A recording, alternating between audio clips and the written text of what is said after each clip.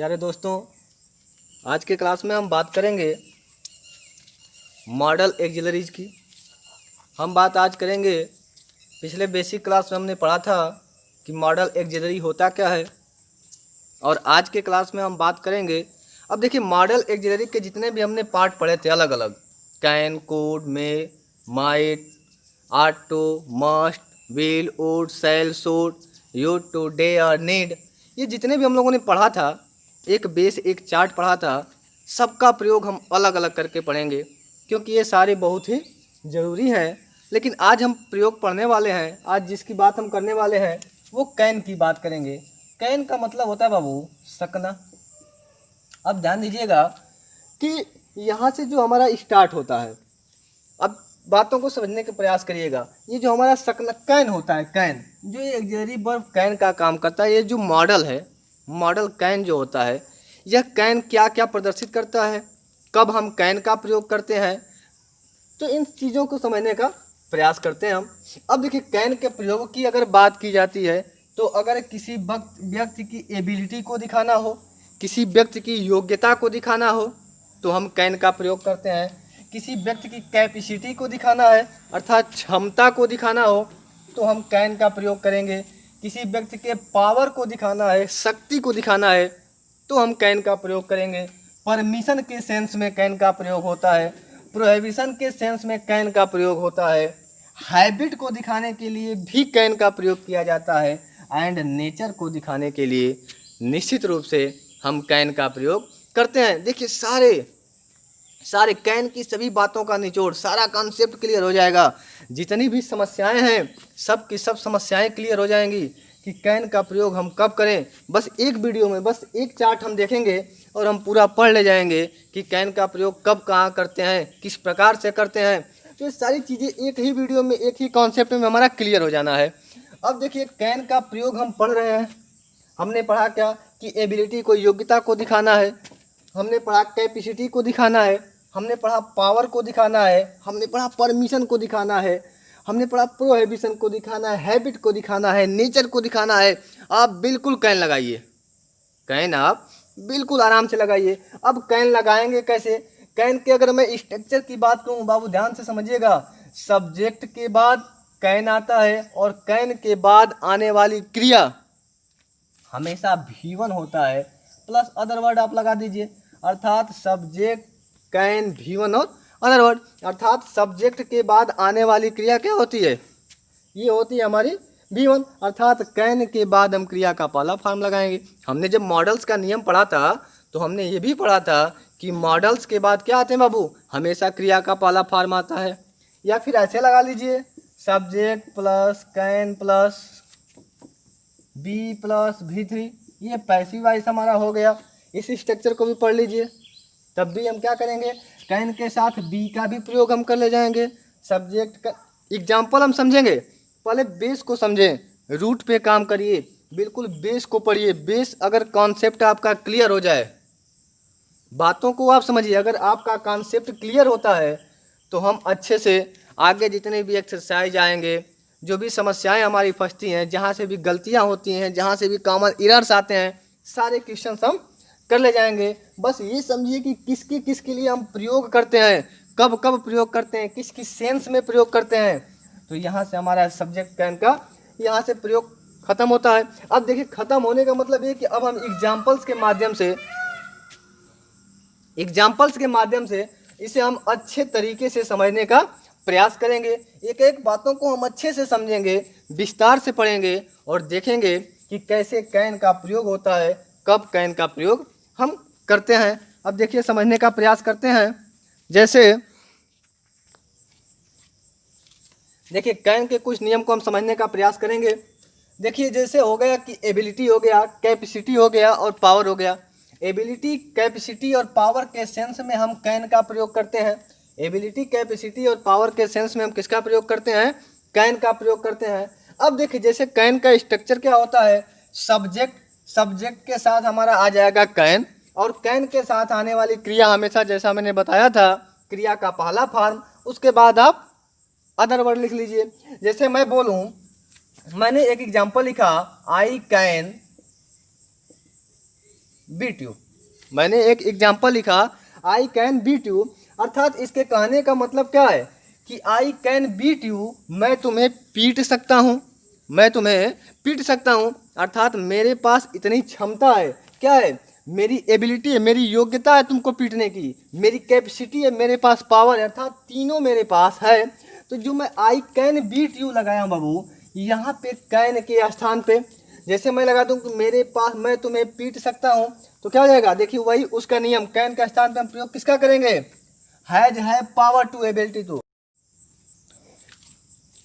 हम बात करेंगे परमिशन की, और परमिशन जो होता है, परमिशन के कई तरीके होते हैं परमिशन लेने के। अब परमिशन जो हमने कैन का प्रयोग पढ़ा है, हम लोग पढ़ रहे हैं कैन का प्रयोग, तो कैन का प्रयोग जो होता है वो रफ परमिशन लेने के लिए किया जाता है।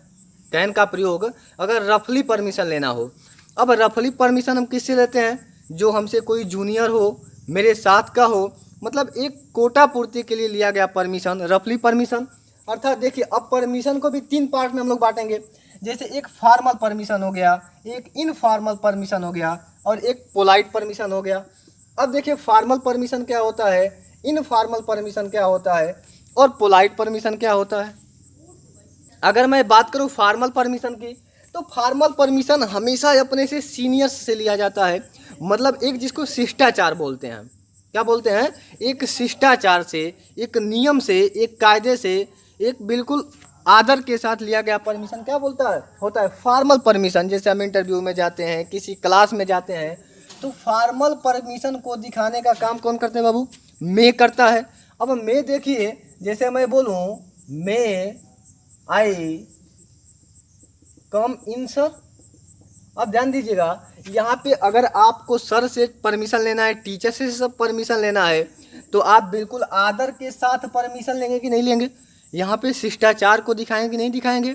लेकिन अगर वही परमिशन आपको अपने छोटे भाई के कमरे में जाने के लिए लेना पड़े, आपको अगर अपने छोटे भाई के कमरे में जाना है या अपने जूनियर्स के क्लास में जाना है, तो क्या आप परमिशन लोगे, बस एक नॉर्मल बोलोगे कैन आई कम इन। जैसे मैंने बोलूँ, अगर इसके लिए हम प्रयोग किसका करते हैं, कैन का प्रयोग करते हैं, इसके लिए हम प्रयोग किसका करेंगे, कैन का। जैसे कैन आई कम इन। अब देखिए यहाँ पे अगर ये सर लग गया तो गलत हो गया, सर लग गया तो क्या हो गया, गलत हो गया, क्योंकि यहाँ पे अगर ये जैसे ही आता है, यहाँ पे रिक्वेस्ट की बात सामने आती है, परमिशन लेने की बात सामने आती है, आदर देने की बात सामने आती है, तो यहाँ सर लगा तो यहाँ पे मे लगेगा। लेकिन यहाँ पे हमने सर नहीं लगाया, तो कैन आई मे आई कम इन हमने लिख दिया और क्वेश्चन मार्क, तो ये हमारा क्या हो जाएगा, सही हो जाएगा।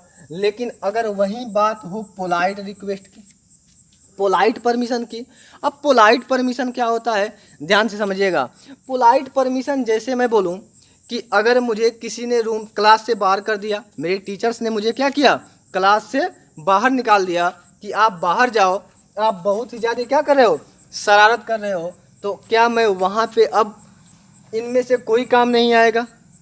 तो अब वहाँ पे हम जो रिक्वेस्ट करेंगे, सर प्लीज़ आ जाने दीजिए ना, ऐसे करते हैं, सर प्लीज़ आने दीजिए, तो हम एक पोलाइट रिक्वेस्ट करते हैं, बहुत ही ज़्यादा विनम्रता के साथ, बहुत ही ज़्यादा विनम्रता के साथ किया गया निवेदन क्या कहलाता है, पोलाइट कहलाता है। बहुत ही विनम्र होकर, विनम्र भाव से निवेदन करते हैं कि सर प्लीज़ गलती हो गई, हमें आ जाने दीजिए। अगर वो कंडीशन से सामने आती है बाबू, तो यहाँ पे अगर उस कंडीशंस को दिखाना हो, तो उस कंडीशंस को हम दिखाने के लिए किसका प्रयोग करते हैं, कुड का प्रयोग करते हैं, और उड का प्रयोग करते हैं, कुड और उड का प्रयोग करते हैं। जैसे मैं बोलूँ could I come in sir, would I,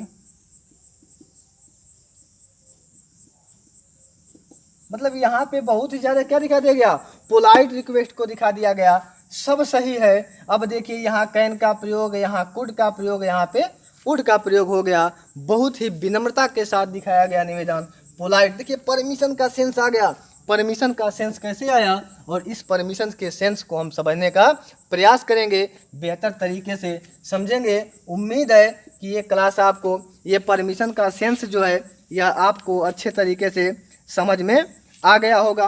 अब देखिए, जैसे अगर मैं बात करूं इसकी, ध्यान से समझिएगा, अगर मैं पॉसिबिलिटी की बात करूं तो पॉसिबिलिटी को दिखाने के लिए भी हम कैन का प्रयोग करते हैं, जहां संभावनाएं दिखाई जाए।